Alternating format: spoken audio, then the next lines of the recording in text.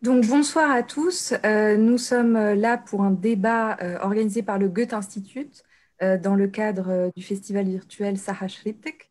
Et aujourd'hui, nous allons débattre d'un thème qui tourne autour de l'art, de la culture, de la création face à la lutte pour les libertés fondamentales et les droits civiques en Tunisie, des enjeux politiques et esthétiques à l'articulation entre l'individu et le collectif. Donc pour ce débat qui s'annonce très riche, j'ai pour intervenant avec moi Myriam Guellouz. Bonsoir Myriam. Vous êtes maîtresse de conférences en sciences du langage, chercheure, artiste et co-directrice des journées chorégraphiques de Carthage qui ont donc été annulées cette année. Vous nous en parlerez. Et puis j'ai aussi Joachim Ben Yacoub. Bonsoir Joachim. Donc, Bonsoir. écrivain, chercheur et conférencier. Vous étudiez les mouvements de révolte entre la Tunisie et la Belgique et vous êtes enseignant à l'École des Beaux-Arts d'Anvers. Et Oui. puis j'ai Nidal Chamer, donc Nidal Chamer, artiste plasticien qui vit entre Tunis et Paris. Vous avez peut-être dû voir sa dernière exposition à la galerie Selma Feriani, Nos visages, qui est une série de montages puisés dans les portraits de soldats de l'Empire colonial français. Donc, pour commencer un peu ce débat, j'aimerais bien donc faire un petit tour de table avec vous sur une actualité récente qui s'est passée en plein déconfinement partiel en Tunisie, l'arrestation du rappeur ALA, un jeune rappeur qui a beaucoup de succès auprès de la jeunesse et qui a été relâché, mais il a été arrêté pour consommation de cannabis sur la base d'un article que beaucoup de gens connaissent, l'article 52, et qui touche souvent des artistes et la jeunesse en Tunisie. Donc, ce qui m'amène à poser cette question. Aujourd'hui, presque 10 ans après la Révolution, est-ce que les artistes sont réellement libres en Tunisie? Est-ce que ces arrestations peuvent témoigner parfois d'un pouvoir autoritaire qui continue à gêner les artistes sur certains plans? Voilà, donc est-ce que on peut commencer avec vous, Nidal? Vous avez soutenu d'autres artistes qui ont été confrontés à ces arrestations dans le passé. Est-ce que vous pouvez nous donner votre opinion sur ce sujet-là? Bonsoir, Asalaamaaleykum, Sarah Chedibetkom. Alors, pour revenir sur ce qui s'est passé par rapport à l'affaire de Raleigh LA, en fait, ce qui est un peu malheureux, c'est que en fait, ce genre d'arrestation, ce genre d'abus policiers ne sort en fait et ne devient médiatisé que quand il s'agit en fait de personnes qui sont connues, entre autres des artistes qui sont connus. J'aimerais bien juste rappeler que à Paris, il y a en ce moment même en prison beaucoup d'autres artistes et des rappeurs qui sont moins connus. Et du coup, il y a personne qui en parle. Du coup, il n'y a pas d'information là-dessus. Et fatalement, la mobilisation ne monte pas en fait autour. Moi, je me rappelle, il y a quelques années, un ensemble d'amis se sont fait emprisonner par rapport à au même problème, c'est-à-dire à des tensions de consommation de cannabis. Et on le sait tous, la chose n'a plus besoin d'être, je pense, débattue aujourd'hui. En fait, cette loi, c'est une loi tout simplement répressive, en fait. On l'utilise depuis les années 90 pour réprimer les jeunes en général, dans les quartiers populaires, dans les milieux défavorisés, et on l'utilise surtout en fait pour taire, pour pacifier, moi je me rappelle quand j'étais jeune dans mon quartier populaire, beaucoup de consommateurs de mon âge, un peu plus jeunes ou voire un peu plus jeunes, n'osent même pas aller au centre-ville par peur, quoi. Par peur d'être confronté à la police, par peur d'avoir des fouilles et par peur de se faire emprisonner. Donc je pense que oui, la question de l'emprisonnement des artistes par rapport à la loi 52 n'est que, elle est symptomatique, n'est que en fait le bout d'un problème qui est beaucoup plus grand et qui touche une grande partie de la jeunesse et surtout la jeunesse défavorisée. Et alors, pour continuer un peu sur ce thème de la liberté et des droits civiques, Myriam, Joachim, est-ce que vous trouvez qu'après la Révolution, On sait qu'il y a une liberté d'expression. Est-ce que vous pensez que la liberté d'expression est ressentie réellement au niveau du monde culturel? Est-ce qu'il y a encore certaines barrières? Est-ce que les artistes s'approprient cette liberté, selon vous? Myriam, tu veux répondre Myriam? Oui. D'abord, Aslema,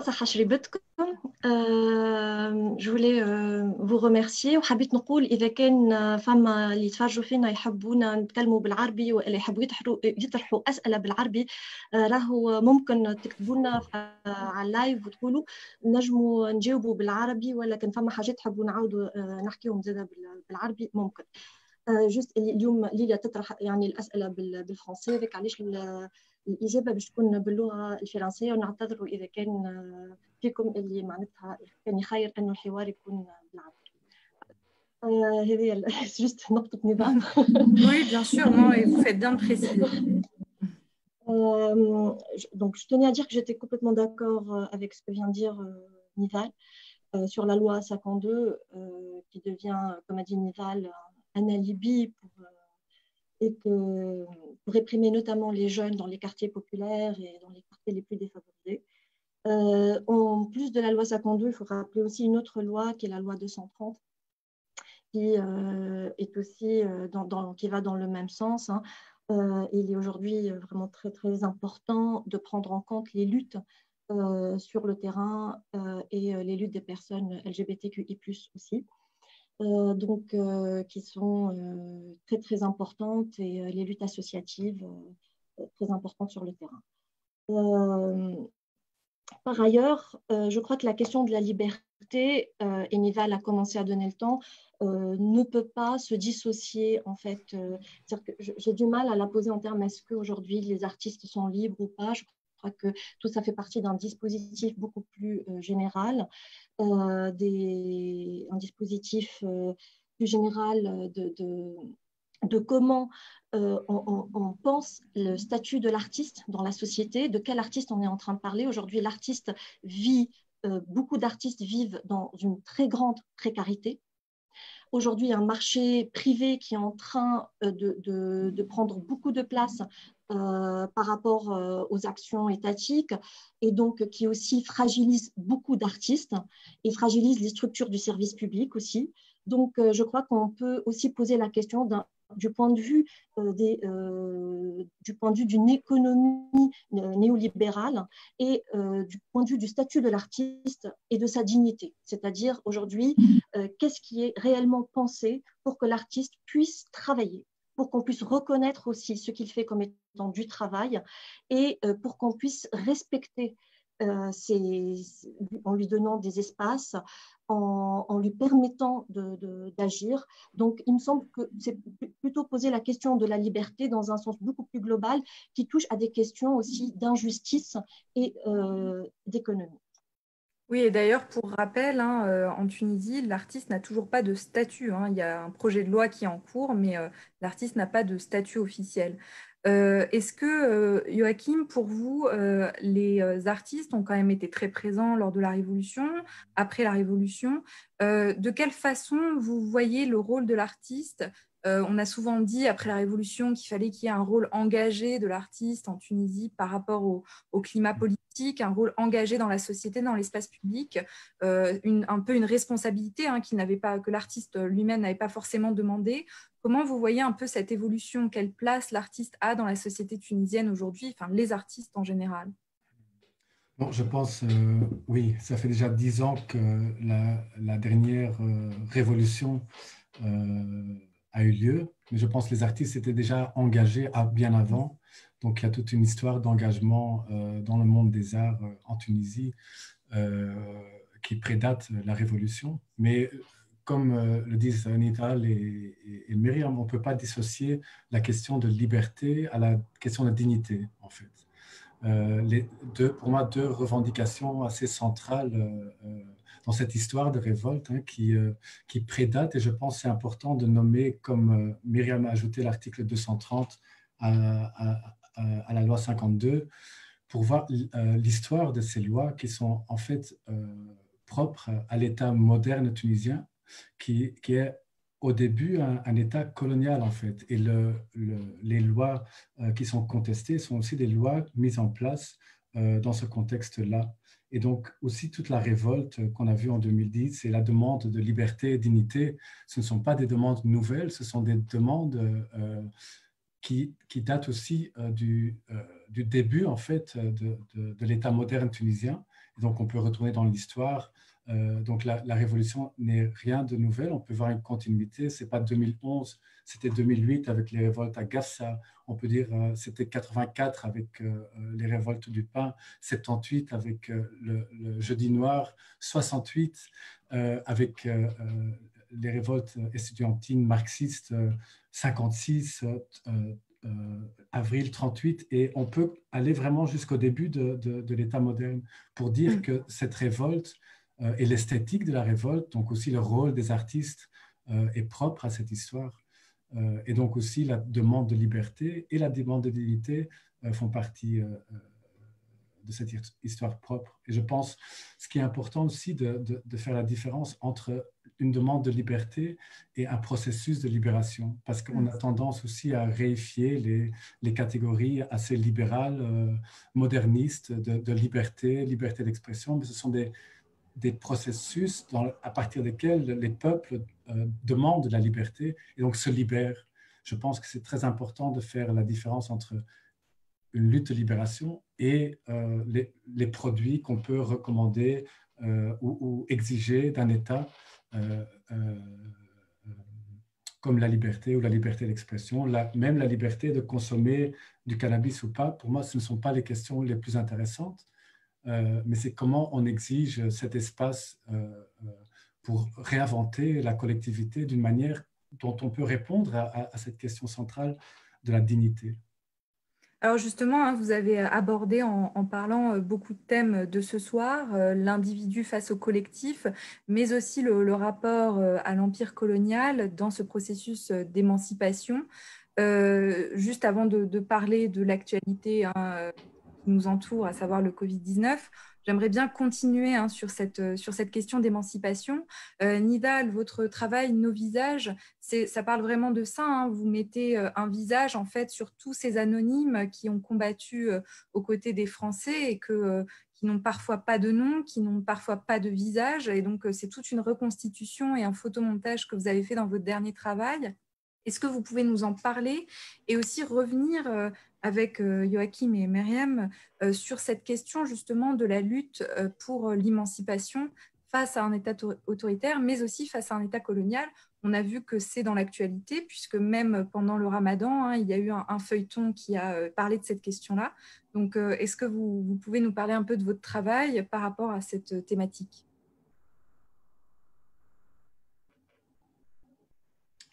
Ton micro. Il faut allumer votre micro. Je peux dire quelques mots par rapport à cette série de travaux, même si la question elle est un peu plus globale que ça, ne serait-ce que par rapport à la thématique coloniale. En tout cas, dans la dernière série que j'ai faite, il s'agit exactement de visage, mais il s'agit moins de reconstitution, en fait. Il s'agit plutôt d'hybridation. En fait, l'idée, c'était en quelque sorte de trouver un troisième visage qui peut réunir tous et son visage. Face à une structuration et une représentation coloniale de nos visages, en quelque sorte, qui sont rendus anonymes, qui sont invisibilisés, il n'y avait pas d'autre solution. En plus, je ne suis pas chercheur, donc, et ça m'était vraiment quasi impossible de trouver, de mettre des noms sur ces visages-là. Et pour moi, la seule solution, en tout cas que j'ai trouvée dans mon travail, c'est peut-être d'ouvrir une brèche vers un troisième visage, bridé, et du coup qui réunit tous ces visages qui ont subi la colonisation. Et je crois aussi la question peut être un peu plus ouverte par rapport à tout ce qu'on a hérité de la colonisation, que ce soit les langues, que ce soit la mémoire, que ce soit les archives. Il est plus qu'urgent en fait d'ouvrir en fait ces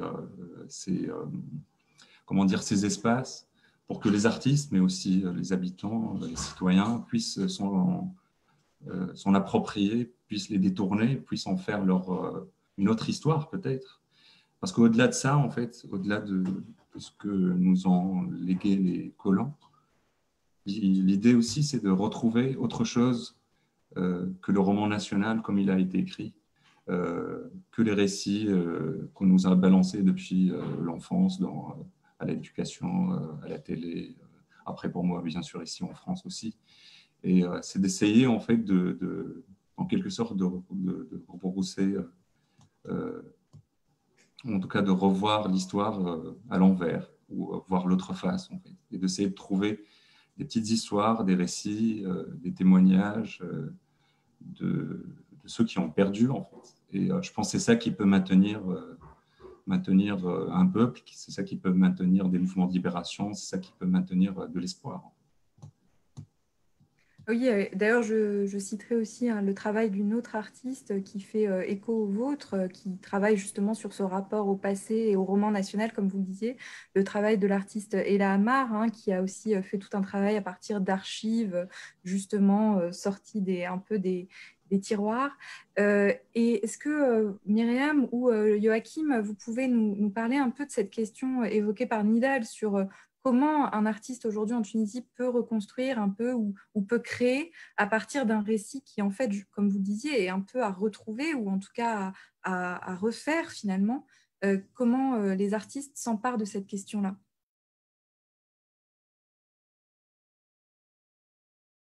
Joachim ou Myriam? Oui. Bon, c'est une grande question, je pense. Effectivement, le travail de Nidal est exemplaire au niveau tunisien. Je pense quand on voit le Maghreb, on a beaucoup plus d'exemples qui pourraient être mis en relation avec le travail de Nidal, surtout en Algérie, sur le continent africain. Je pense il y a vraiment ce qu'on appelle le fièvre d'archives, un retour, un refus de l'idée moderniste du futur singulier et un retour vers un engagement et une commémoration du passé en se rapportant aux archives. Mais je pense qu'il est peut-être intéressant aussi pour faire la distinction, en fait. Comme je me trouve ici à Bruxelles, en Europe, Myriam est à Paris, Nidal est à Paris, et c'est entre deux. Je pense, on a commémoré le 8 mai hier à Paris, et je pense que cette date est une date clé à retenir aussi, parce qu'on commémore la libération de la France. Et le départ des Allemands et du nazisme et la fin de la collaboration. Mais le 8 mai aussi est une journée de commémoration du massacre de Sétif à Alger. Et je pense que cette doublure, en fait, et cette synchronicité historique qui est souvent ignorée, parle vraiment de cette nécessité d'ouvrir l'histoire, comme Nida le dit, au-delà des histoires qu'on nous enseigne à l'école. Donc, pour moi, il y a un manque et c'est une ouverture dans le monde des arts contemporains en Tunisie. Je pense, vous avez cité le travail d'El Amar et il y en a d'autres. Hein. Je pense aussi Malik Gnawi a fait un travail extraordinaire sur les prisons. Où est-ce qu'il a aussi ouvert les archives perspectivistes et les révoltes de 68. Il y a aussi des réalisateurs comme Samit Lili qui n'a pas seulement remonté le temps vers les révoltes de Gafsa, mais avec sur la transversale aussi fait un documentaire assez intéressant sur le jeu 78, hein, donc le désenchantement national en fait, le moment où est-ce que l'État postcolonial tunisien a tiré sur ses propres citoyens, en fait. Et donc, mais je pense que c'est un champ ouvert à explorer et qui n'est pas assez exploré, en tout cas en Tunisie, je pense en Algérie. Voilà. Et vous, Myriam, vous avez beaucoup travaillé sur la question de l'émancipation des corps. Comment ça se traduit justement vis-à-vis de la question coloniale et aussi vis-à-vis, enfin, comment vous avez aussi travaillé sur la question du féminisme dans l'art? Est-ce que c'est quelque chose qui s'exprime aussi à travers cette thématique? Oui, en fait, Lilia, tu as beaucoup parlé de la question de l'émancipation et je crois qu'on doit être aussi attentif en fait à ce qu'on entend par ce terme, dans la mesure où il ne faut pas oublier aussi que les mots ont une histoire et que la question de l'émancipation elle-même fait partie d'un discours colonial. On parle de mission civilisatrice ou de mission émancipatrice. Oui, c'est vrai. Et les femmes ont souvent, enfin le corps des femmes aussi a souvent été un enjeu très important dans ce discours-là, mais soit bien sûr longuement instrumentalisé aussi.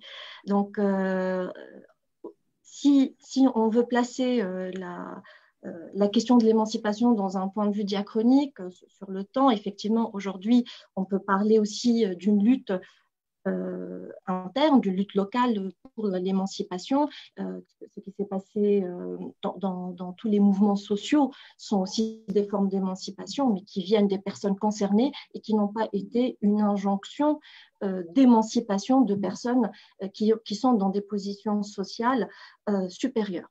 Donc, il me semble très important de pouvoir aussi différencier de qui s'émancipe de quoi, en fait, et par rapport à cette question de l'émancipation. Joachim a parlé du 8 mai, effectivement, et des événements tragiques du 8 mai. Mais je rappelle aussi que hier, c'était la journée nationale contre la torture. Et donc, je crois que là aussi, avec tout ce qui s'est passé sur la question des mémoires des corps torturés, les corps des opposants politiques, des femmes. Souvent, on oublie souvent les femmes, même les femmes qui ont été torturées, les femmes syndicalistes, les femmes de gauche, les femmes islamistes, donc,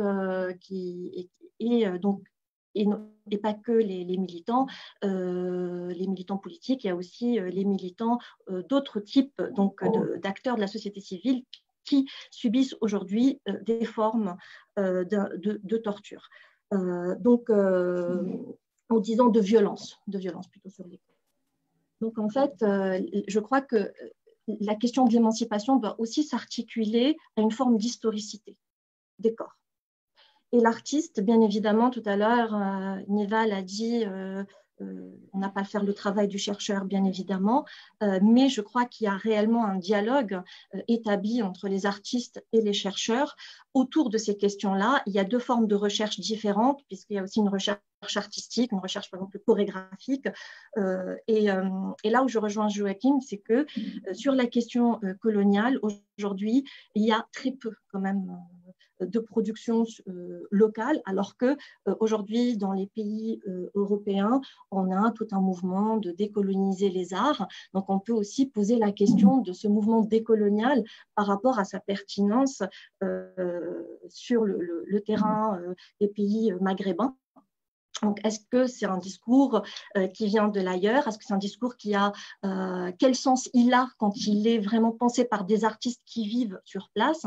Et donc, et ça nécessite une réflexion, ça nécessite une étude de terrain, des études sociologiques pour comprendre justement aujourd'hui comment les artistes tunisiens, algériens, marocains, égyptiens s'emparent de ces questions-là.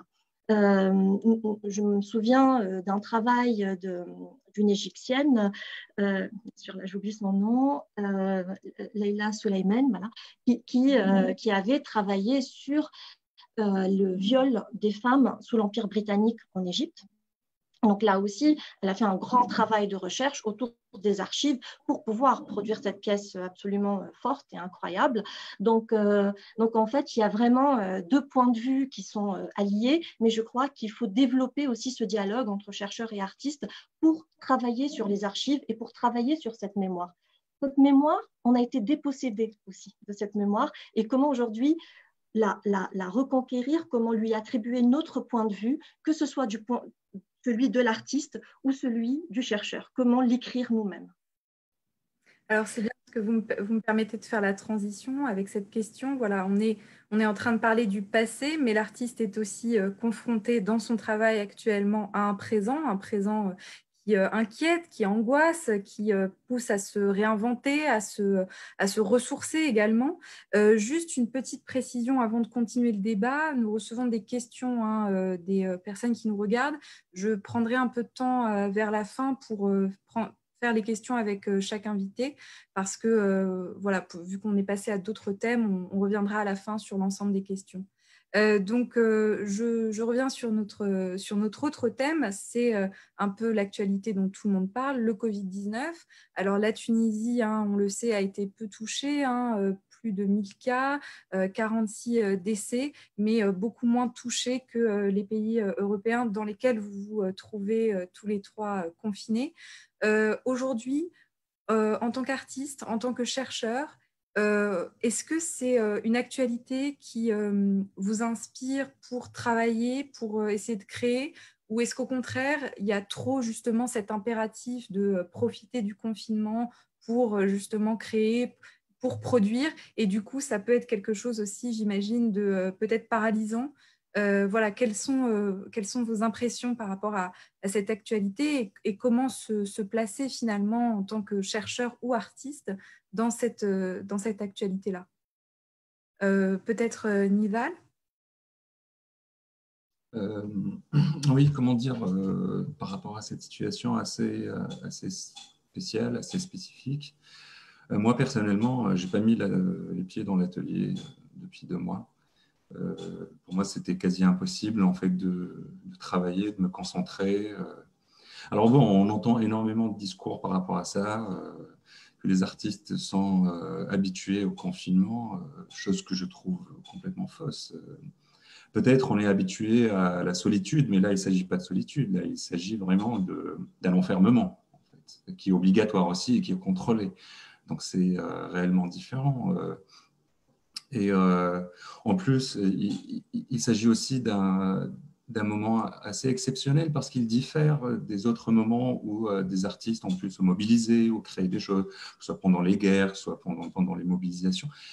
Là, il s'agit vraiment d'un moment assez spécial. Il s'agit d'implosion, en fait, plus que d'explosion, si on peut dire ça. Le temps est suspendu.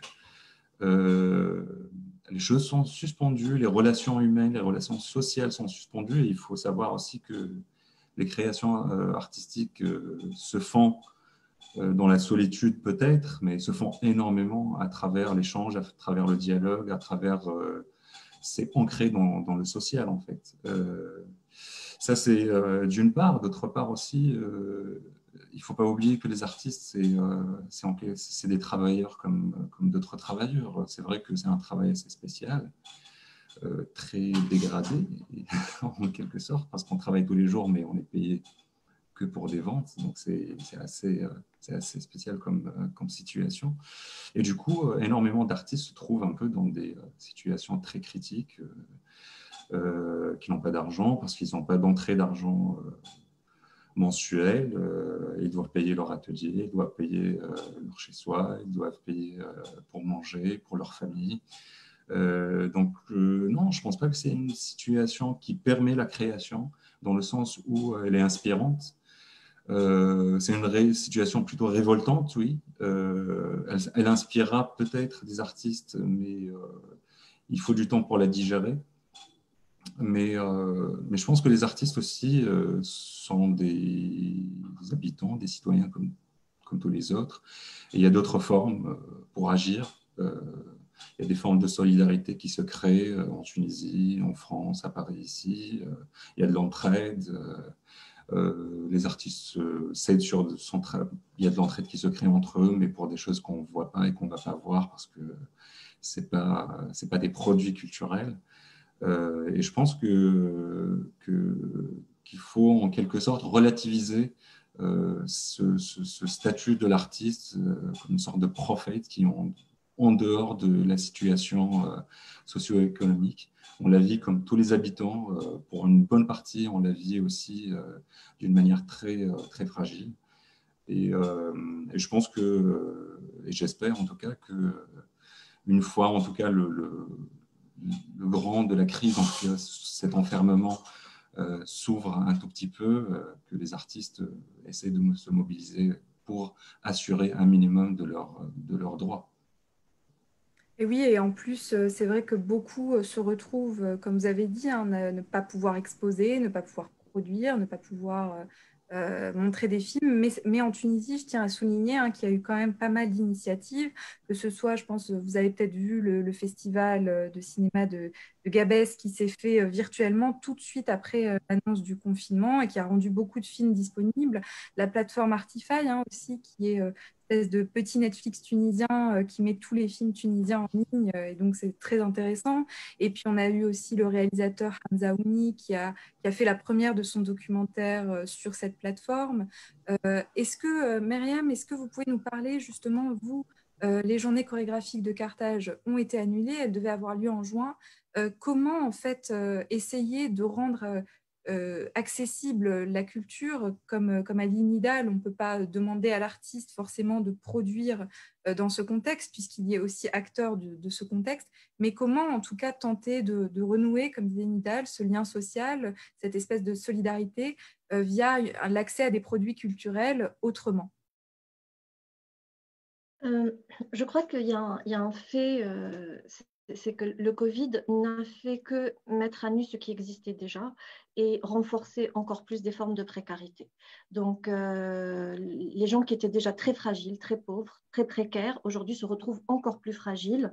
Et nous expérimentons aussi, pour ceux qui sont privilégiés, nous expérimentons aussi d'autres manières de limiter nos libertés et qui sont, elles, sans les comparer. Bien évidemment, on ne peut pas comparer cette situation-là, mais pensons aux gens qui vivent dans les guerres, les personnes qui ne peuvent, les migrants qui ne peuvent pas se déplacer, qui sont coincés dans les frontières, les gens qui sont dans les prisons. Donc, en fait, aujourd'hui, on voit aussi que même à l'intérieur du confinement, à quel point ceux qui ont des privilèges restent aussi très privilégiés pour vivre le confinement. Les artistes sont sûrement très fragilisés, comme d'autres secteurs. Et je crois que ça nous met face à une grande responsabilité, ça met tous les acteurs culturels face à cette situation assez désastreuse pour certains aussi, qui voient plusieurs tournées, plusieurs dates s'annuler. Donc, il faut effectivement pouvoir y réfléchir de manière collective. Pour les journées chorégraphiques de Carthage, nous allons bientôt annoncer à travers un communiqué donc, comment nous allons justement faire pour puisque normalement, ça devait être du 12 au 19 juin. Et donc, nous allons annoncer très bientôt des actions concrètes pour marquer le coup, même si le festival n'aura pas lieu.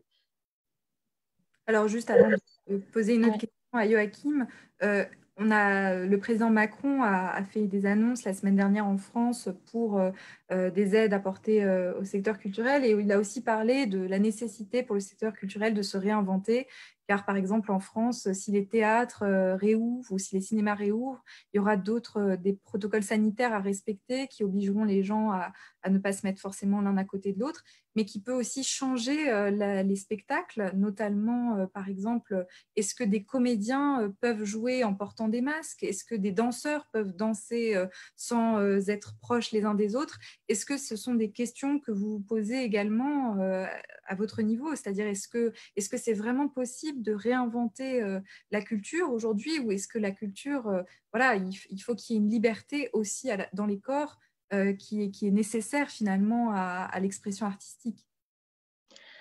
Oui. Pardon. C'est Myriam ou... Oui. Okay, comme vous voulez. Si peut-être Joachim, si vous voulez réagir, et ensuite on reviendra vers Myriam. Ok.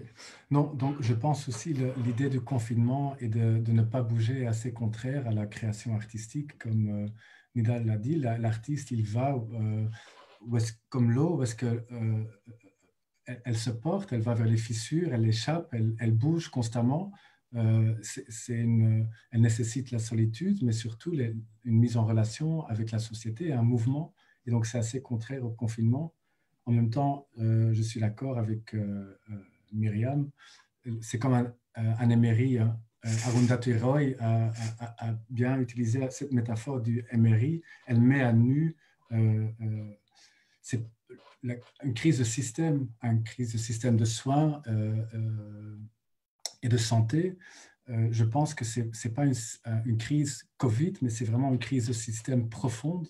Et je suis convaincu qu'il n'y a pas d'après-Covid. Il y a une réflexion aussi importante ici à Bruxelles, portée par Rachida Aziz, une militante dans le monde des arts aussi, qui a dit très simplement, il n'y aura pas d'après-Covid. Il faut repenser la société dans un contexte de pandémie, mais de catastrophe écologique, sociale. Il faut repenser notre société, il faut repenser le monde des arts, il faut repenser notre pratique artistique, il faut repenser nos relations sociales, toute notre conception de cette production artistique. Et donc, il n'y aura pas un retour à la normalité parce que la situation n'était pas normale avant la pandémie. Il y avait déjà toute une précarité organisée. Et je pense en Belgique, on est témoin vraiment de coûts économiques dans la santé.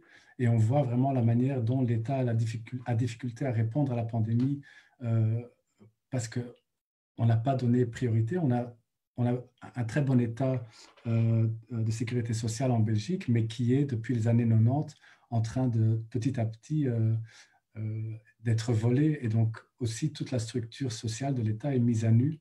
Et je pense vraiment qu'il faut repenser notre pratique artistique dans ce contexte-là, parce que ce sera le nouveau normal, en fait. Il n'y aura pas de retour. On ne retournera pas vers... Et je pense que le théâtre et la danse sont les moins chanceux. Le monde des arts plastiques, c'est le monde du cinéma. On peut rentrer dans l'espace virtuel de cyberspace, mais le théâtre, je pense vraiment, il y a deux possibilités. Ou bien on tient au théâtre d'avant, ou bien on repense vraiment l'architecture de la salle de théâtre, de la pièce artistique, des manières dont on veut raconter nos histoires, la manière dont on veut les mettre en scène, et notre rapport aussi à l'espace public qu'il faut vraiment repenser. J'ai aussi peur d'un retrait, en fait, et d'une imposition d'un État sécuritaire qui discipline encore plus, qui assujettise encore plus nos corps. Les premiers à prendre les baffes aussi à Bruxelles, c'est les jeunes des quartiers. On a des révoltes. Je dis pas, c'est pas de la même ampleur qu'au Liban, ni en Tunisie, mais ce sont des révoltes de quartier où est-ce qu'on a eu un jeune qui a été tué par la police juste à cause des contrôles au faciès qui dégénèrent en contrôles assez violents. Et donc, la mise en place de tout un État sécuritaire digitalisé, en fait. On voit la venue des drones, des machines, des robots. Tout le monde est confiné et on ne peut plus bouger. Et c'est juste le mouvement qui met les gens en relation et qui peuvent questionner, remettre en question la mise en place de tout ce système sécuritaire. Et donc, je pense qu'il faut trouver une manière de recommencer à bouger, de se remettre en relation pour, se réinventer, en fait.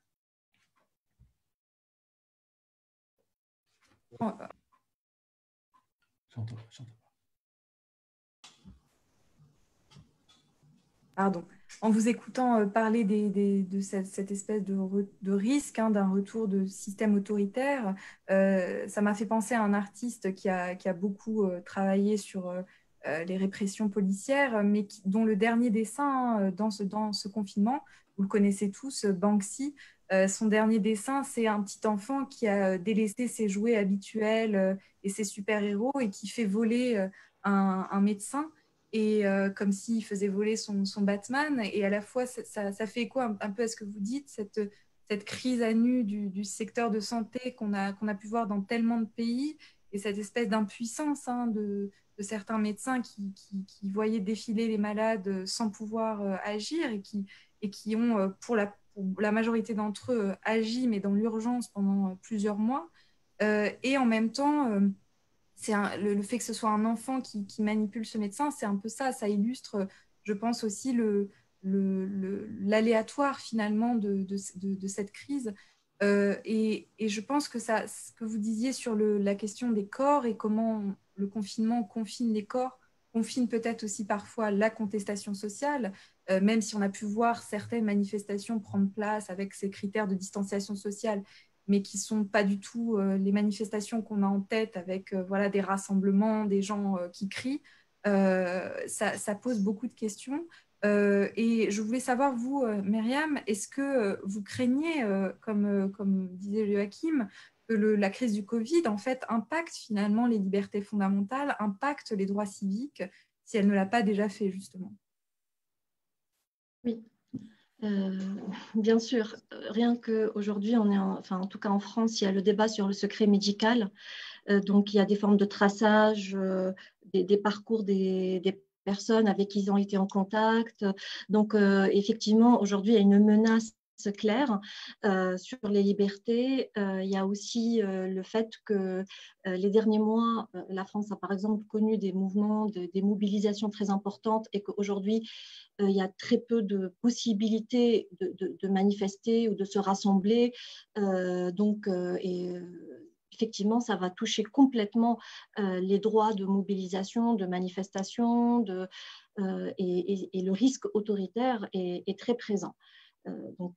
Effectivement, je crois qu'il y a un véritable danger. Et comme a dit Joachim, il n'y aura pas d'après-Covid, mais il y aura vraiment une accentuation de ce qui était déjà avant. Je crois que Hela Yousfi aussi l'a beaucoup dit, ça, il n'y aura pas d'après-Covid.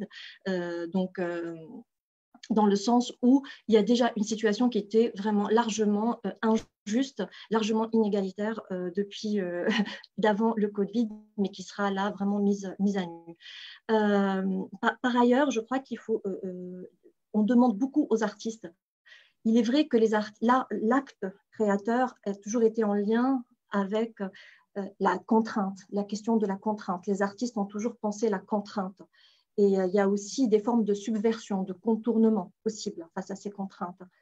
Par ailleurs, je crois qu'on demande beaucoup aux artistes. Alors, on va vous envoyer faire de l'animation dans les quartiers populaires, on va vous envoyer faire de l'animation dans les écoles. C'est très étrange de penser l'art comme une forme d'animation.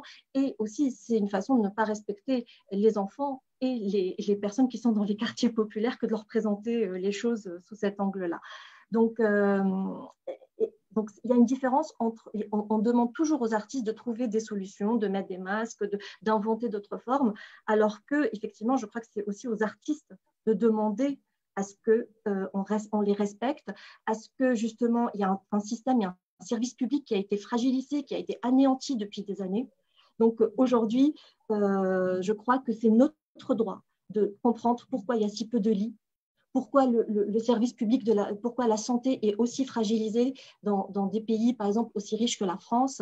Et on peut aussi poser la question pour la Tunisie. Donc, ce n'est peut-être pas aux artistes de tout le temps s'adapter, de trouver des solutions. C'est peut-être aussi aux autorités de trouver le plus vite des solutions pour que les artistes puissent recommencer à se toucher. On dit souvent il faut toucher le public autrement. Non, non, on danse, il y a du contact, on a besoin de la scène, on a besoin du public. Donc, il faudrait peut-être trouver assez vite des solutions et sauver le service public aussi pour pouvoir justement laisser la place aux artistes et à l'acte créateur, même si vraiment j'insiste sur la question de la contrainte qui, me semble-t-il, est très importante. Merci, Myriam. Il y a une question aussi que vous avez évoquée, Joachim, que vous avez tous évoquée, c'est à quel point cette crise rend encore plus visibles les invisibles, tous ceux qui souffrent dès qu'ils ne peuvent pas travailler ou qui ont besoin d'un gain quotidien, qui parfois ont des travaux journaliers, donc ne peuvent pas se passer de leurs revenus. C'est toutes ces personnes marginalisées, qui sont d'autant plus précarisés par cette crise, malgré dans certains pays les aides octroyées par l'État. Moi, j'ai pu le voir en Tunisie, hein, même s'il y a eu des aides qui ont été données par l'État, dans beaucoup de quartiers, ce n'était pas suffisant et beaucoup de gens, que ce soit des vendeurs ambulants, que ce soit des personnes qui tiennent les fripes, qui tiennent les marchés, ont tout de suite dit on va devoir retourner au travail. Et d'ailleurs, c'est ce qui se fait actuellement avec le déconfinement partiel. Ces populations-là, est-ce qu'aujourd'hui, on est face à une crise où justement on ne peut plus ne plus voir ces populations-là et on ne peut plus ne plus voir ces inégalités qui, comme vous le disiez, Myriam, existaient bien avant le Covid, mais voilà, peut-être que les États n'ont pas assez fait, peut-être qu'on est dans des sociétés qui ne sont pas assez empathiques par rapport à ces personnes-là. Je pense aussi à toutes les personnes qui sont dans des institutions, qui sont dans des prisons et qui vivent le Covid via un confinement encore plus forcé que le nôtre. Voilà, je voulais un peu vos réflexions sur ça. Peut-être Nidal. Oui, juste en fait pour essayer de trouver un lien entre ce que Myriam et Hakim venaient de dire et ce que tu as posé comme question. En fait, ce que la situation actuelle de la pandémie a montré de plus, en tout cas pour ceux qui ne l'ont pas vu avant, c'est qu'il y a une casse depuis des années et des années du système public, la santé, l'éducation, la culture, les arts. Ça, bien sûr, c'est des années de politique d'austérité, c'est des années aussi de privatisation, c'est des années aussi de corruption en Tunisie, de système public qui s'est effrité complètement. Moi, j'ai pas beaucoup pour le dire crûment, je ne crois pas trop à la question étatique, ou en tout cas au pouvoir étatique, mais il s'agit quand même de l'argent des Tunisiens. Il s'agit de l'argent du contribuable qui s'est effrité et en grande partie aussi pour sauver souvent des entreprises, pour sauver un système privé sur le dos des plus défavorisés. Pour donner un exemple, dans notre secteur ici en Paris, un exemple assez symptomatique, alors l'État, le ministère de la Culture, il a débloqué 2 millions pour tous les artistes. Si on compte tous les artistes qui sont inscrits, qui sont professionnels, donc qui exercent et vivent de leur métier, on arrive à 6 ou 7 euros par artiste, pas plus. Vous Bon, parlez de la France. Hein. De la France, oui. Bien sûr, avec des critères aussi qui ne permettent qu'à une petite minorité de toucher cette petite aide. Au même moment où il y a eu cette annonce, donc cette contribution de l'État, une institution privée, une fondation, en fait, elle a fait une vente aux enchères à laquelle beaucoup de jeunes artistes qui étaient dans des conditions très défavorables ont participé et elle a pu ramasser au moins 10 millions d'euros. Pour voir, en fait, il y a une telle absurdité dans le monde artistique où des acteurs culturels, des artistes, des travailleurs de l'art contribuent à créer une grande richesse, mais ils en touchent que des miettes, en fait, en grande partie. Donc ça, c'est de un. De deux, en fait, quand on a commencé à parler, on disait toujours l'art et la culture. Moi, pour donner mon avis personnel, j'ai du mal en fait à associer les deux. Pour moi, la culture, elle est pas. On a toujours l'habitude de parler de culture en général. Il y a une sorte de consensus, on sait, sur ce mot-là, sur la culture. Il faut de la culture pour tous, la démocratisation de la culture va nous sauver. Oui, peut-être, mais avant, il y en a eu peut-être des exemples où la culture elle a contribué à des mouvements de libération, à des mouvements d'émancipation, si on veut utiliser le mot émancipation.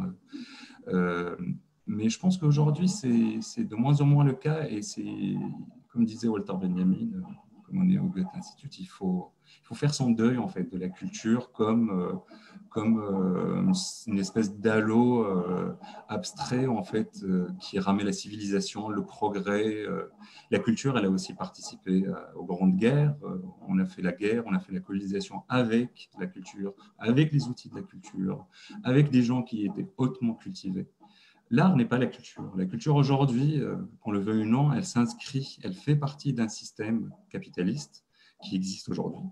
Et la culture, elle en est un peu le lion, elle en est un peu, voire même plus aujourd'hui dans des pays occidentaux, la culture est devenue un régime de gouvernementalité. C'est le moyen avec lequel on assimile, on homogénéise et on pacifie aussi les populations. Il n'y a pas mieux que la culture, c'est ça qui est dangereux. Il n'y a pas mieux que la culture pour laisser les gens assis. L'art, c'est quelque chose d'autre. C'est même l'antithèse de la culture. L'art est vivacité, l'art est vivant, l'art est libérateur, et il ne peut se libérer qu'en sortant de la culture, dans le sens qu'il ne se transforme pas en produit culturel. Ce qu'on est en train de faire, par exemple, maintenant, ça participe aussi de ces productions culturelles. Et ce qui peut être dangereux, je pense, surtout par rapport à cette situation, parce que tu as parlé, Lia, par rapport à tout ce qui est festival en ligne, tout ce qui est produit, qui est mis pour tous. Je ne pense pas vraiment que c'est quelque chose qui peut nous aider sur le long terme. Ça ne fait que accentuer la marche qui a commencé depuis des années de l'intensification de la consommation culturelle, comment dire, de l'hyper-industrialisation de la culture, alors que ce dont on a besoin, je pense plus, c'est d'inverser la donne, en fait, c'est de donner les moyens d'une manière libre aux personnes, aux populations, pour créer, pour devenir producteurs de leur propre culture, de devenir créateurs. En fait, c'est leur donner l'espace pour un devenir artiste. Et ça manque encore beaucoup en Tunisie, où la situation elle est très complexe. Parce qu'ici en France, les choses sont claires. On est dans un pays où la consommation culturelle est le cheval de Troie en fait, de toutes les politiques du gouvernement, de toutes les politiques capitalistes. En Tunisie, on est dans un entre-deux qui ne va pas rester longtemps de la même manière, parce que de toute façon, les deux politiques culturelles, que ce soit étatiques ou celles qui est émanée du privé, des entreprises et tout ça, elles paraissent conflictuelles dans la forme et elles sont tous dans des visions qui restent néolibérales, capitalistes. Et je pense qu'il y a une perspective, peut-être après le Covid, quand les choses ne restent comme elles sont aujourd'hui, c'est de réfléchir à des perspectives de se mettre en lien avec les gens et de préparer des espaces et de leur donner des espaces pour qu'ils parlent pour eux-mêmes, pour qu'ils créent par et pour eux-mêmes sans avoir sans avoir ce chapeau en fait de culture. Et voilà. Merci beaucoup, Nidal. Est-ce que Joachim ou Mariam, vous voulez réagir sur ce que vient de dire Nidal avant qu'on passe à un autre thème? Oui,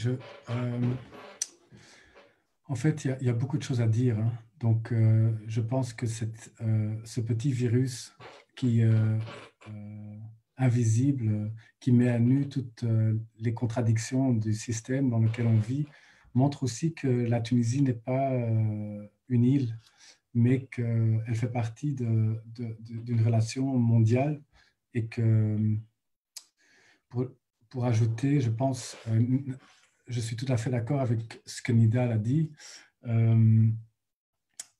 mais je ne parlerai pas d'un entre-deux entre le public et le privé en Tunisie, je parlerai plutôt d'une triangulation.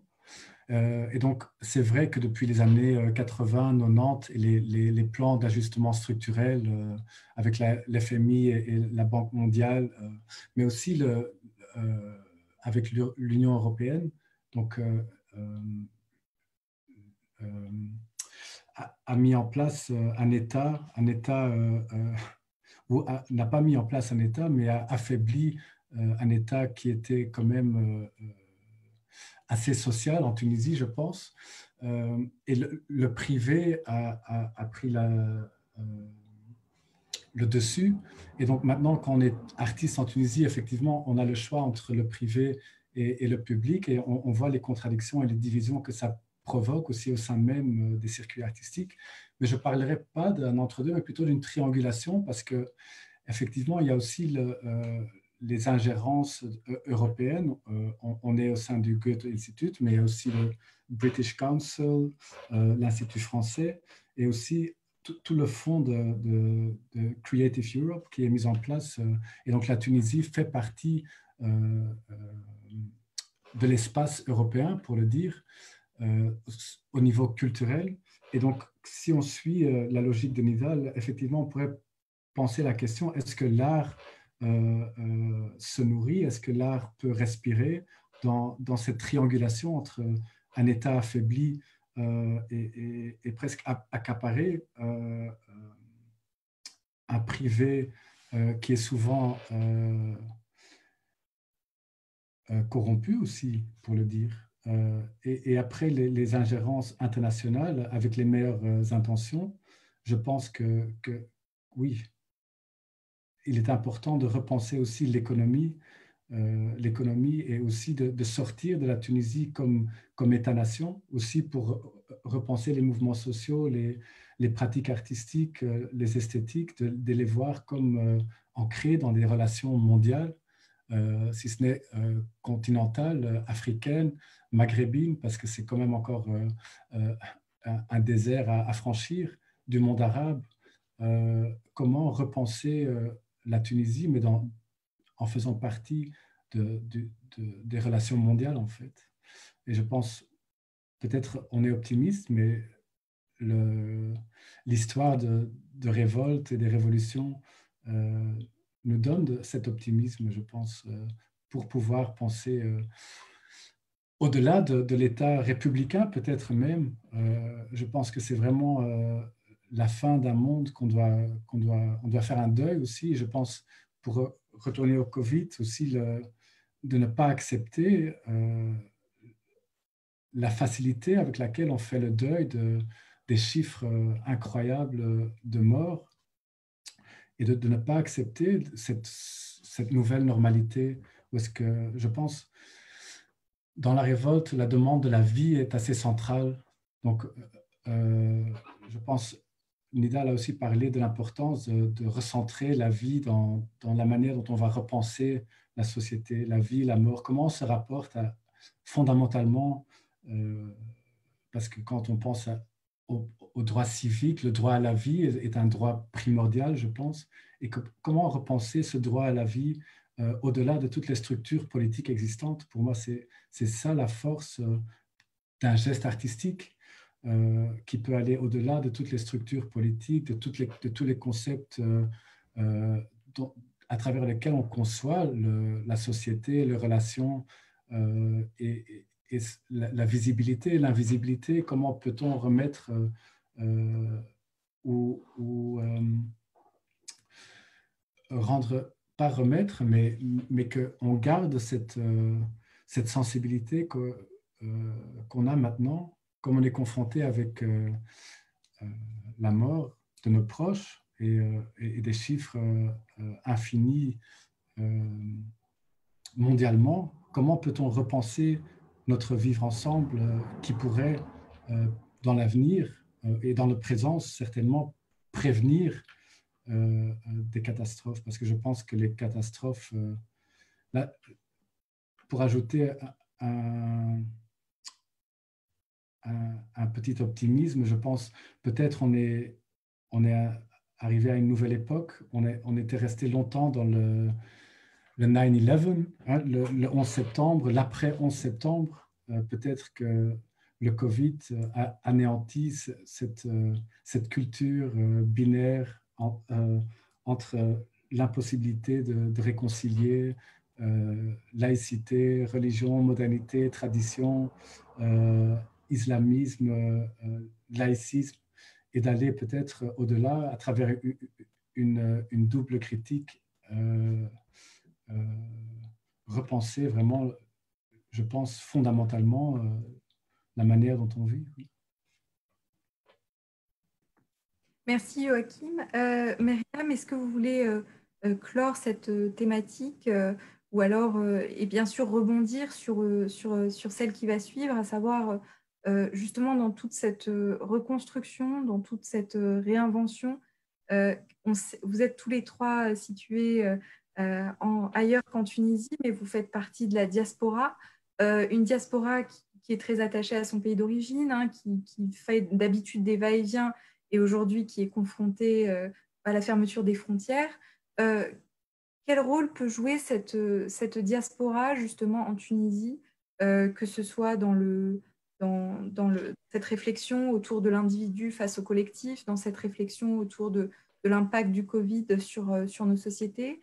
Quels échanges peuvent se créer selon vous avec cette diaspora tunisienne qui est partout à l'étranger et qui garde un attachement assez fort, hein, à son pays d'origine? Je reviendrai d'abord en fait sur ce qui a été dit parce que je crois que c'est Oui, très bien sûr. important, notamment ce qu'a dit Nival sur la place des structures étatiques. Juste pour donner un petit exemple de terrain, pour simplifier les choses, par exemple en Tunisie, on a très très peu, pour ne pas dire qu'on n'a pratiquement pas, en dehors de la Cité de la Culture, de tapis de danse, par exemple. Ça peut paraître un détail, sauf qu'un danseur qui n'a pas un tapis de danse peut se faire mal, peut se blesser.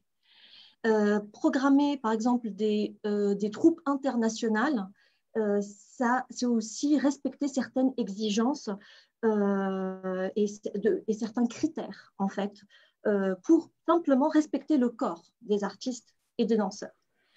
Aujourd'hui, nous sommes obligés, face à cette situation, puisque le tapis de danse, un bon tapis de danse de qualité, coûte très cher.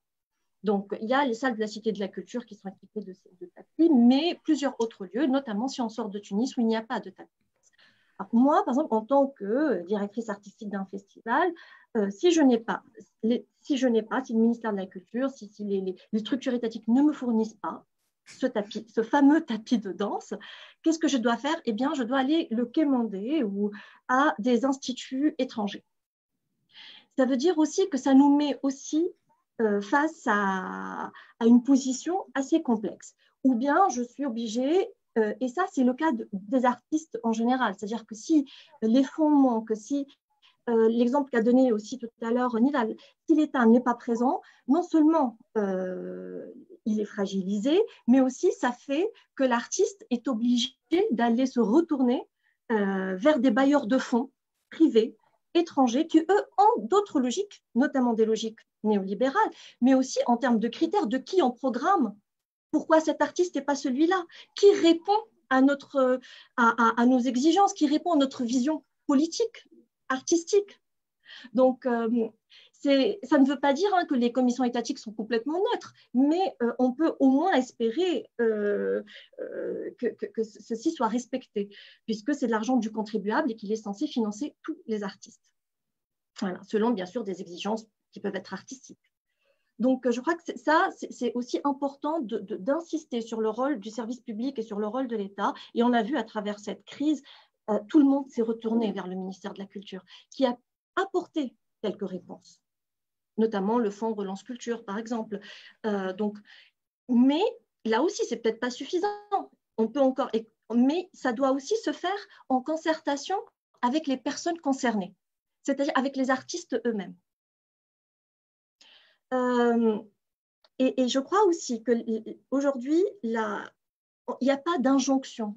C'est-à-dire l'artiste ne peut pas aujourd'hui se soumettre à des injonctions étatiques, des formes de solutions étatiques. Vous devez faire ceci pour vous en sortir, vous devez faire cela. On peut accompagner, on peut aider, on peut trouver des solutions financières, mais l'acte créateur doit rester indépendant, libre de toute forme d'injonction étatique ou privée d'ailleurs. Et je pense aussi que la question de la joie est nécessaire. Nous avons besoin de joie. Attention, j'utilise vraiment le terme joie dans un sens très spinoziste. Pour moi, l'acte créateur est un acte joyeux et pas du tout dans le sens de l'animation. Non, c'est un autre sens. Aujourd'hui, cette crise nous vulnérabilise. Il y a une vulnérabilité. Et comme dit Judith Butler, à chaque fois qu'il y a de la vulnérabilité, il y a de l'agency aussi. C'est-à-dire que nous avons aussi l'autre face, c'est de dire que nous allons, on a une force d'agir. Ce qui me vulnérabilise, c'est aussi ce qui me fait vivre. Et donc, je crois aussi que l'acte créateur peut apporter quelque chose pour continuer à vivre. Parce qu'une société sans art, c'est aussi une société totalitaire. Alors, je vais revenir sur ce que vous dites, puisque en fait, les questions qu'on reçoit depuis tout à l'heure portent un peu sur cette question du privé et du public, cette opposition que vous faites. Donc, on a une question qui, enfin, un intervenant qui nous demande, en fait, au vu de la critique qui a été présentée par vous sur l'art comme un marché ou comme une économie et comme quelque chose de marchand. Est-ce que vous pouvez définir en fait cette espèce de concept du privé, voilà, et pourquoi forcément est-ce que c'est nuisible à l'art? Je pense en Tunisie, par exemple, on a eu des fondations privées qui ont commencé à financer certains projets artistiques, certains artistes. Donc, quoi qu'on en pense, la présence de ces acteurs-là est récente. On a aussi quelques mécènes, même si ce n'est pas très développé. Est-ce que l'un d'entre vous pourrait nuancer ou en tout cas expliquer pourquoi le privé aujourd'hui, surtout dans le cas tunisien, serait un danger au lieu de quelque chose plutôt bien, justement, peut-être pour compléter le public? Je rappelle par exemple que l'exposition L'éveil d'une nation a été le fruit d'un partenariat public-privé.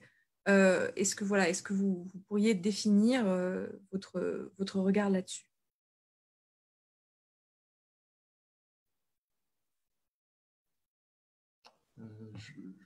Je vais peut-être prendre la parole juste pour en dire quelques mots de ma situation, de mon statut en tant qu'artiste, en tant qu'acteur dans ce qu'on appelle le monde culturel.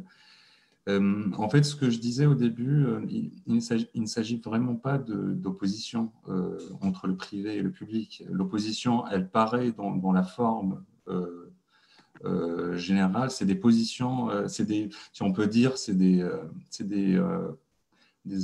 oppositions en fait secondaires, mais sur le fond, en fait, que ce soit les structures privées et surtout les structures émanant d'entreprises ou de sociétés privées qui diffèrent énormément du mécénat. Je reviendrai après là-dessus. Et les structures étatiques travaillent tous les deux à l'intérieur d'un système économique qui est toujours le même.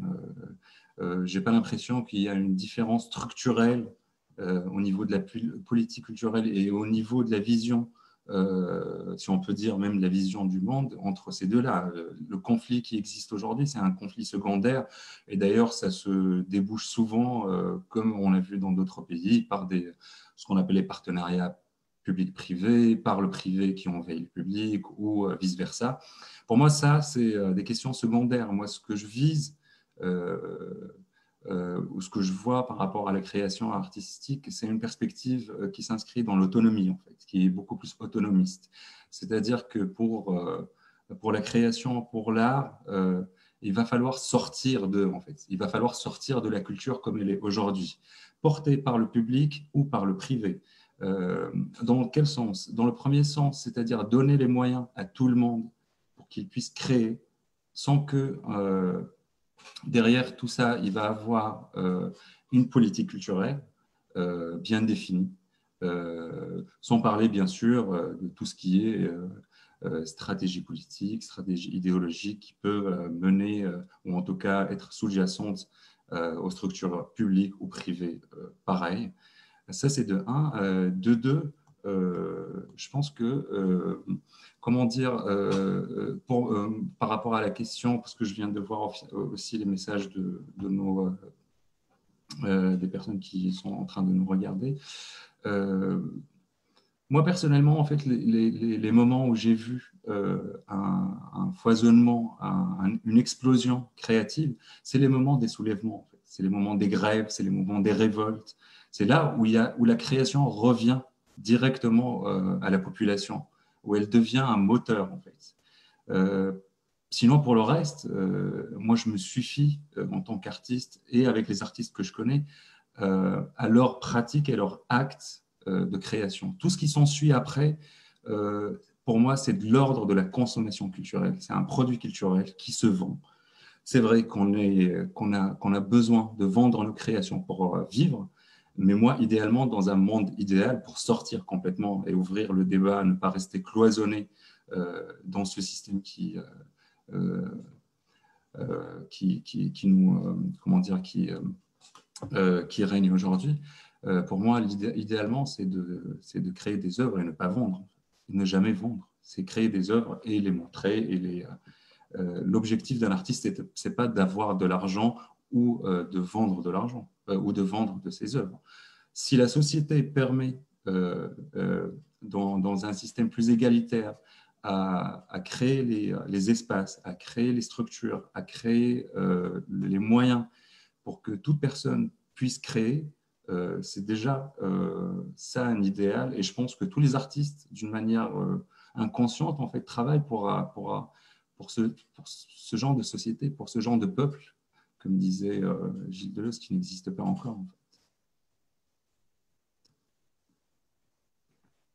Est-ce que Myriam ou Joachim, vous voulez réagir? On a encore un peu de temps, hein, voilà, peut-être si vous voulez réagir c'est là-dessus, et puis après on passera à la question de la diaspora. Et il y avait deux autres questions qui me semblaient importantes. Donc voilà, est-ce que vous voulez clore cette question Oui. autour du privé public?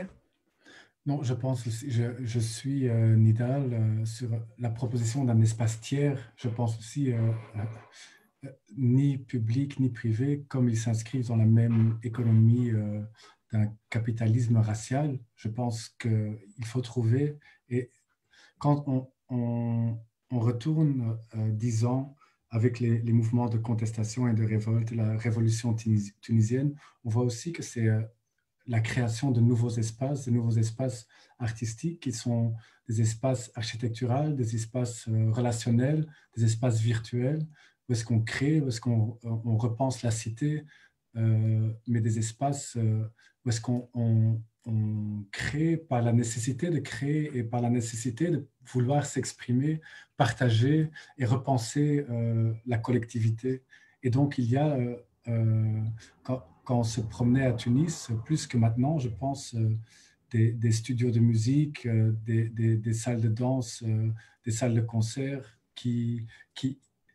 des salles d'exposition, des propositions d'une autre économie de l'art qui dépassait cette dualité entre public et privé et qui pourrait peut-être, je pense, l'idée de préfigurer un monde à venir et donc le manque de sérieux envers ces espaces. Et je pense que la Tunisie n'est pas un lieu unique. En Europe, à Paris, à Bruxelles, dans d'autres pays, aussi en Afrique, au Maghreb, il y a toujours les interstices et les lieux, des espaces pour respirer dans l'étouffement capitaliste, pour dire, et donc qui préfigure cette société qu'on a tant besoin, et cette autre économie, et donc une économie qui est basée sur la nécessité de se mettre en relation et la nécessité d'exprimer et pas la nécessité de vendre, voilà, ou de mettre son art sur un marché ou de se rendre visible à l'international. Merci Joachim. Madame, est-ce que vous voulez réagir sur cette question de l'art marchand, hein, qui est un peu une nécessité, comme le disaient Nidal et Joachim, pour pouvoir gagner sa vie, mais qui n'est pas forcément quelque chose de très essentiel pour créer et qui peut être parfois contre-productif, justement. Oui, je crois que Nidal et Joachim ont répondu à la question qui a été posée. Par ailleurs, j'insiste sur le fait qu'ici, il ne s'agit pas du tout de nous limiter à une dichotomie privée-publique. Et peut-être que la personne qui a posé la question, peut-être qu'on s'est mal exprimé ou qu'elle pas bien compris l'enjeu en fait qui n'était pas du tout un enjeu d'opposition comme ça en termes de dichotomie entre privé et public. Par ailleurs, donc vous parlez tous les deux d'un espace tiers. Peut-être qu'on pourra se voir prochainement pour parler de cet espace tiers qui est assez intéressant, mais je ne sais pas comment se pensent les luttes de classe dans cet espace tiers, comment vous voyez les formes de domination masculine dans cet espace tiers, comment vous voyez les formes de domination raciale, coloniale, donc, et surtout la lutte des classes en fait. Donc ça, il faudrait aussi qu'on en reparle peut-être, parce que là, on n'a pas trop le temps. Mais par ailleurs, pour moi, je reviens au rôle de l'État, dans le sens, il ne s'agit pas du tout là de faire cette opposition. Moi, je travaille pour un festival public. Donc, et puis, ça fait maintenant plusieurs années que je travaille sur l'histoire de la danse en Tunisie. En fait, juste pour donner un exemple, quand juste après le premier ministère de la Culture en Tunisie dans les années 60, il y a une troupe nationale, c'est la troupe nationale des arts populaires qui a été pratiquement une décision présidentielle. C'est une histoire assez belle, hein, où on a les premiers acteurs culturels de la Tunisie qui voyagent et qui découvrent les ballets russes. Ils rentrent en Tunisie, ils racontent à Bourguiba leur émerveillement de ces ballets russes. Et Bourguiba dit, moi aussi je fais la même chose. Et avec Salah El-Mahdi, Chedli Libi, tous ils se disent, on va créer cette troupe nationale, mais avec nos danses locales, avec les danses tunisiennes. Par ailleurs, tout de suite, ce qui va se passer, c'est que cette troupe va devenir pratiquement, va devoir répondre à des exigences presque comme une équipe de foot. C'est-à-dire, ce qui va se passer, c'est qu'on va leur donner une forme de légitimité institutionnelle, puisque les seuls artistes aujourd'hui, je crois, hein, en tout cas dans le monde de la danse, qui sont fonctionnaires de l'État, ce sont les danseurs de la troupe nationale. Donc, on peut aussi poser une question, est-ce qu'on peut, comment être artiste et fonctionnaire de l'État en tant qu'artiste aussi. Donc, et en sachant qu'il devait répondre vraiment au poil près, quoi, à des formes d'habits, d'exigences d'habits, de tenue. Donc, elle est où aussi la création s'il n'y a pas de subversion, s'il n'y a pas de transgression de certains codes. Donc là aussi, il y a eu des artistes qui étaient au service d'un projet politique.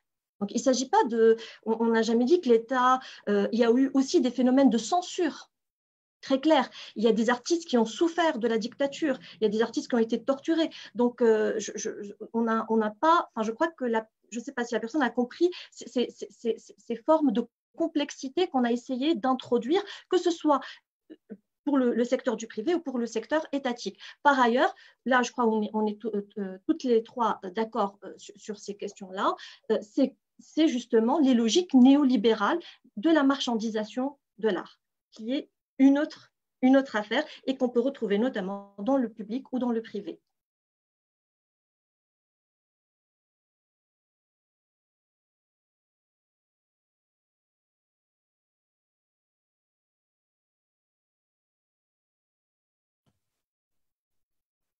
On ne t'entend pas.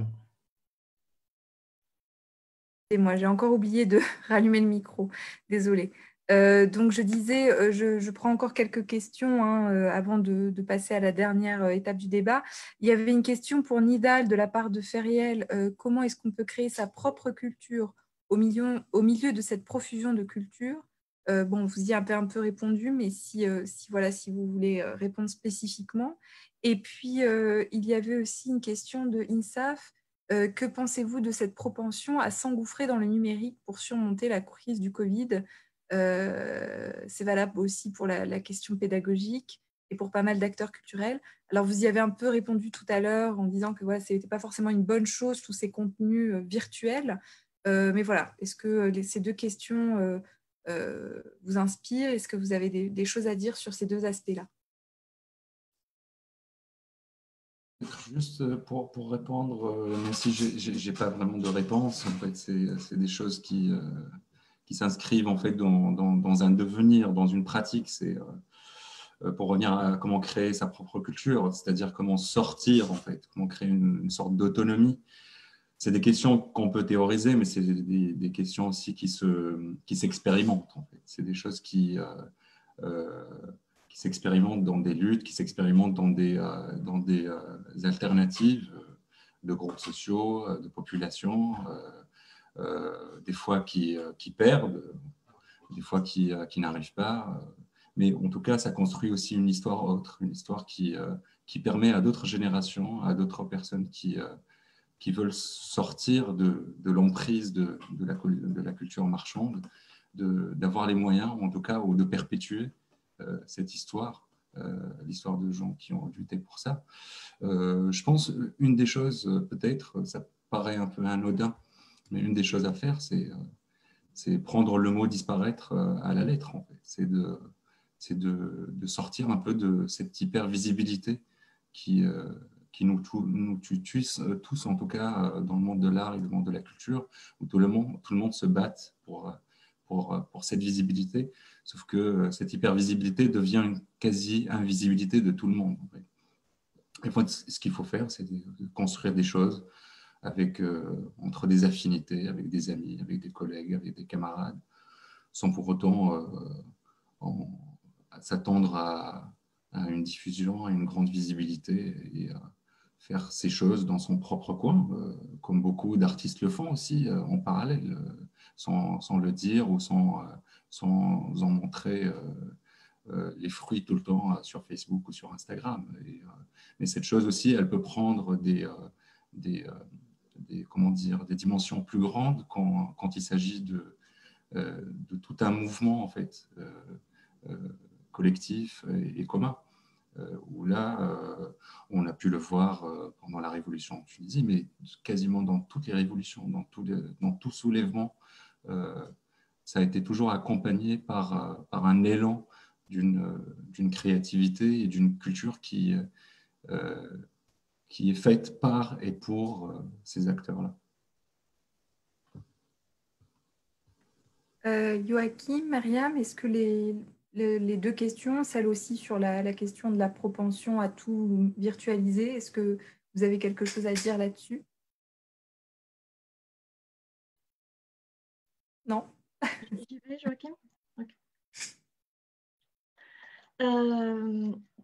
En fait, il y a toujours le risque d'être pris pour réactionnaire dès qu'on émet une forme de critique à la digitalisation. C'est pas grave. Pour l'avoir expérimenté pas mal ces derniers temps, notamment pour les cours en ligne, ça établit un autre mode avec les étudiants, mais on a perdu beaucoup d'étudiants, c'est-à-dire qu'ils n'étaient plus présents, et puis on ne va pas répéter, ça a été dit plusieurs fois, c'est à quel point aussi aujourd'hui ces formes de numérisation et d'enseignement en ligne ont renforcé des injustices et des inégalités quant à l'accès au savoir. Donc ça, c'est évident dans le milieu scolaire, en tout cas, c'est que ça n'a pas été simple, ces cours en ligne, et que les plus fragiles, les étudiants les plus fragiles, les étudiants les plus pauvres qui n'ont pas accès à Internet, bien évidemment, ont été les premiers touchés par cela.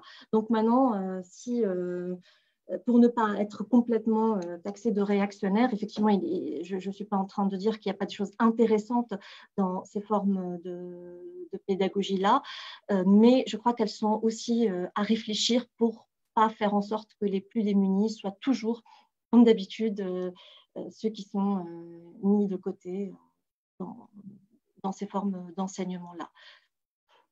Très bien. Et vous, Joachim, est-ce que vous voulez réagir par rapport à ces deux questions? Est-ce que vous avez quelque chose à ajouter? Oui, bon, je pense c'est toujours la discussion entre les optimistes et les pessimistes concernant les questions digitales. Est-ce que c'était une révolution Facebook ou pas? Et toujours, je pense qu'il faut penser le digital comme une médiation et repenser le spectacle aussi comme pas un ensemble d'images, mais un rapport social médié par l'image. Et je pense qu'on se retrouve vraiment dans le spectacle digital, dans un simulacre qui ne peut pas remplacer comme le dit Myriam, le toucher, les relations sociales. Donc, c'est vraiment, il faut faire gaffe, quoi. Donc, mais c'est aussi la seule possibilité de se voir, de parler, de réfléchir ensemble. Et comme ce soir, ça me fait vraiment du bien de ne pas, et de bouger, même si c'est virtuellement, mais de rester en conversation, de parler, de continuer la réflexion et de ne pas perdre cette possibilité. Comme Arundhati Roy a dit, la crise est une porte. The pandemic is a portal. Donc, c'est une porte qui s'ouvre et il faut la franchir, il faut la passer. Et c'est un moment, je pense, historique qu'on ne peut pas rater. Donc, en même temps, il faut voir comment repenser la société qui pourrait faciliter des réponses plus adéquates à la pandémie, qui va au-delà de cyberspace et du digital et au-delà du spectacle. Hein. Je pense que la critique de Nidal est aussi ça, que nos relations sont médiées par cet écran. C'est un flat screen qui n'a aucune profondeur relationnelle. C'est je pense, une surface très artificielle dans laquelle on peut se mettre en relation, mais qui ne peut pas aller remplacer notre vraie vie. On peut pas être confiné dans l'hyper-réalité pour l'infini. Je pense qu'on va se perdre si ce n'est pas dans sa propre maison, en fait. Et donc, ouais, il faut trouver une manière d'abolir cet écran et de retrouver un espace public commun qui peut incorporer tous nos désirs d'un autre monde. Oui, ce que vous disiez, ça me fait penser un peu à la série Black Mirror, hein, qui est justement basée sur tout ce rapport qu'on a aux écrans et au virtuel et qui montre justement toutes les distorsions que ça peut apporter à notre perception de la réalité. Donc, pour finir ce débat, je me permets juste de revenir sur la question qu'on n'a pas abordée tout à l'heure, qui était celle des diasporas. Vous êtes tous les trois confinés à l'étranger. Moi, je suis à Tunis. Donc, on pose cette question, voilà, de l'apport de la diaspora, de l'échange aussi qu'il y a sur le plan culturel entre les Tunisiens qui vivent à l'étranger et les Tunisiens en Tunisie. Est-ce que vous avez quelque chose à dire là-dessus, notamment parce qu'on sait que c'est aujourd'hui limité au virtuel à cause de la fermeture des frontières?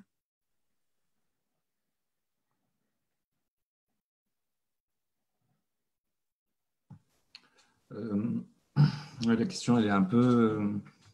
elle est complexe et elle touche aussi directement comment dire, notre existence et notre survie. Je ne sais pas comment, comment commencer à aborder la chose.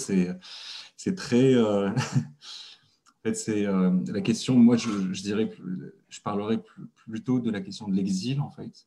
Parce qu'on peut faire partie des étrangers ou de la diaspora, mais sentir l'exil, c'est quelque chose vraiment de plus, en fait. Et ces situations qui, en même temps, un État, mais aussi une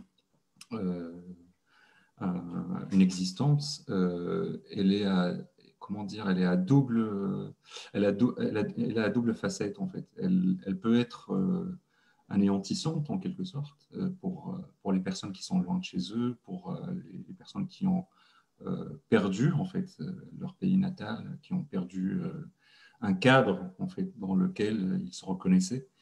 Mais elle peut aussi, comme disait Edouard Saïd, elle peut être aussi un moteur de création, parce que perdre en quelque sorte des choses,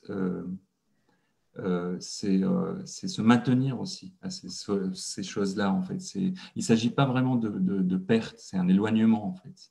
Donc la réflexion ou ce qui nous retient à ces choses-là qu'on n'a pas vues, à laquelle on s'est éloigné, elle est alimentée, elle est augmentée par ce qu'on appelle la mémoire, en fait. Et la mémoire, c'est pas le souvenir. La mémoire, c'est le souvenir alimenté par l'imagination. Donc, c'est une condition qui permet énormément la créativité. Et ça sert à rien de s'attarder là-dessus. Le nombre d'artistes, le nombre de créateurs, en fait, qui ont vécu l'exil, mais je pense que l'exil les a aussi créés, sont innombrables. Par rapport à la situation actuelle, je pense, oui, cet éloignement aussi permet une certaine distance par rapport au pays, par rapport à sa condition. Et du coup, ça permet aussi un temps de réflexion, un éloignement. Moi, je rapproche souvent ça à la pratique du dessin. Qui est une pratique de mémoire, en fait. On est face à l'objet, même s'il est devant nous, même si on dessine un objet qui est en face de nous, un paysage. Au moment où on se met à dessiner, au moment où on a les yeux sur le papier ou sur la surface, l'objet n'existe plus, en fait. Il est perdu, il est éloigné. Et du coup, on travaille par la mémoire, en fait. Et cette pratique-là, comme la situation de l'exil ou la situation des diasporas, en fait, permet l'injection de l'imaginaire, de l'imagination et du coup aussi de la création sur des sujets qui nous intéressent. Merci Nidal. Myriam ou Joachim, est-ce que vous avez quelque chose à dire là-dessus, ce rapport à, comme disait Nidal, plutôt à l'exil que juste le terme de diaspora. C'est des fois aussi le fait d'être dans un entre-deux, hein. Beaucoup de Tunisiens sont entre deux pays. Le fait que la France, l'Allemagne, l'Italie soient assez proches fait qu'il y a aussi beaucoup d'échanges entre les deux pays. Voilà. Est-ce que vous avez quelque chose à dire sur ce rôle très important de la diaspora?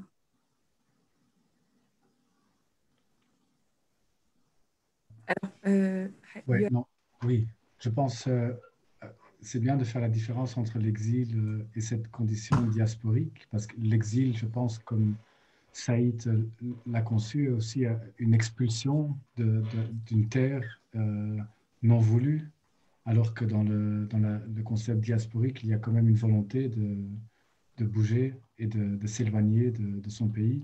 Et il y a le retour et le va-et-vient. Euh, et dans ce va-et-vient, bon, c'est quelque chose d'intergénérationnel aussi. Dans mon cas, c'est mon père qui est venu en France et après en Belgique. Et moi, je suis retourné en Tunisie, pour le dire. Euh, et donc, il y a aussi cet aspect de la durée dans la diaspora, mais être entre les deux est une force parce qu'on a une distance envers les deux pays. On n'a pas à choisir ni l'un ni l'autre. On voit la complexité, les doublures, les contradictions, on les vit, on les incorpore. On est déchiré de l'intérieur, mais par ces contradictions, mais on vit, on survit, on respire et on bouge. Et je pense que c'est ça la condition diasporique. Après, au niveau politique, je pense que ça devient compliqué c'est ça d'où vient cette déchirure. Je pense de penser cet entre-deux en, dans, dans un contexte de crise globale. Je pense de catastrophe permanente. Maintenant, l'impossibilité de retourner en Tunisie. Mais je pense qu'il est important en tant que personnes qui agissent et réfléchissent et parlent et complotent et travaillent ensemble, c'est comment les discours et les positionnements et les situations traversent ces deux espaces aussi, et comment le voyage est fait entre, par exemple, Aimé Césaire parlait du retour de la colonisation, mais je pense que dans les années 50, donc l'effet de retour de la colonisation qui pourrait en Europe, par exemple, expliquer comment le fascisme n'a pas été vu parce qu'on n'avait pas l'œil sur la déshumanisation de la colonisation. Et donc, je pense que maintenant, 50 ans plus tard, on est dans le retour de la décolonisation.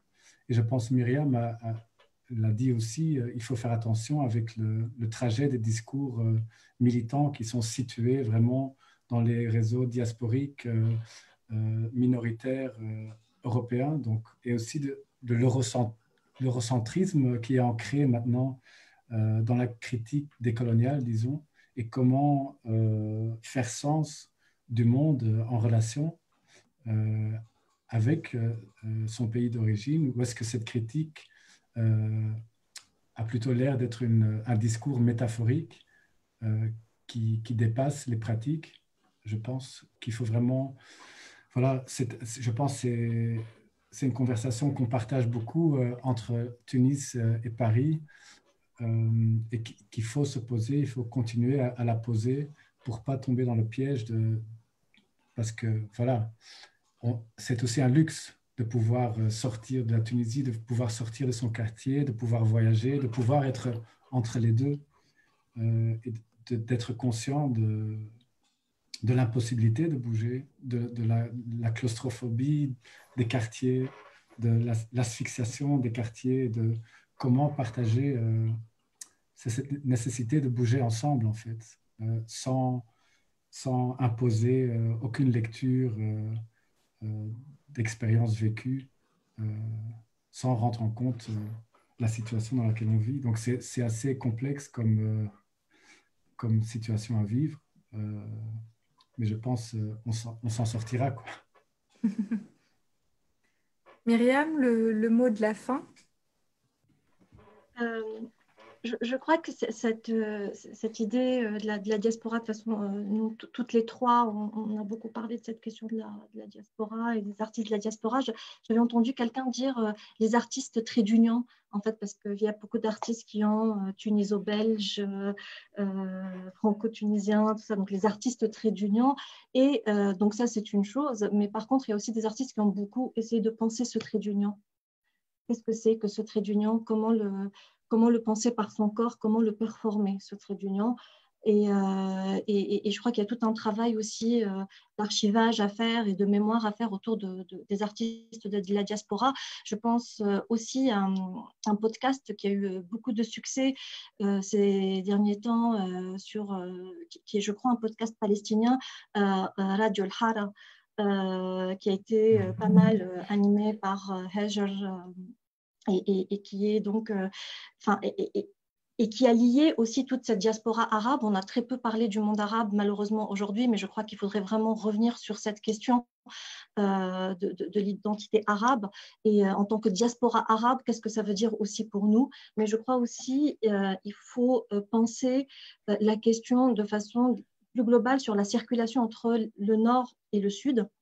Et cette histoire de la circulation des idées, des savoirs, des pratiques entre le Nord et le Sud, elle est même elle existe avant la période coloniale. On peut ici parler par exemple des travaux des historiens je renvoie aux travaux de Mohamed Ouleydi ou de Jocelyne Dakhlia avec son livre sur la lingua franca, qui est vraiment un livre très très important pour comprendre aussi comment se sont effectuées ces circulations de discours, de pratiques discursives entre des logiques commerciales, des logiques économiques, des logiques humaines aussi. Donc, comment étaient ces relations diasporiques, comment étaient ces circulations entre Nord et Sud avant la question coloniale. Donc, puisque lingua franca finalement est devenue dans la question après la colonisation, on va plutôt parler d'un sabir, qui est un jugement de colon, qui est un jugement négatif sur le parler de l'indigène. Donc, je crois aussi que nous, en tant que diaspora, on ne peut pas aussi, que ce soit ici ou que ce soit dans nos mémoires de corps, oublier notre condition d'indigène. Et comment aussi la penser du point de vue artistique, comment la penser pour rester digne. Je crois qu'on a commencé avec la question de la dignité et on peut terminer aussi avec la question de la dignité. C'est une très belle conclusion. Merci beaucoup à vous trois d'avoir été là. C'était vraiment un débat très intéressant. Je pense que ça apaise aussi d'une certaine manière le confinement de ceux qui sont encore confinés, puisque en Tunisie, on a commencé notre déconfinement partiel depuis lundi. Mais on est encore sous couvre-feu, donc normalement tout le monde est chez soi maintenant. Mais voilà, merci, c'était passionnant. Merci. Et je remercie beaucoup voilà, aussi le Goethe-Institut de nous avoir laissé presque 1 heure et demie pour pouvoir parler de tous ces sujets. C'est rare d'avoir des débats qui peuvent durer aussi longtemps et c'était intéressant pour moi aussi en tant que journaliste. Et puis voilà, pour tous ceux qui nous suivent, merci pour vos questions. Merci d'avoir regardé. Et puis le festival Sahashliptek, qui est fait donc par le Goethe-Institut, continue dans les semaines à venir, pendant le mois de Ramadan. Merci encore. Merci à vous. Merci, Aïcha. Merci. Et bonne soirée. Bonne soirée. Ciao.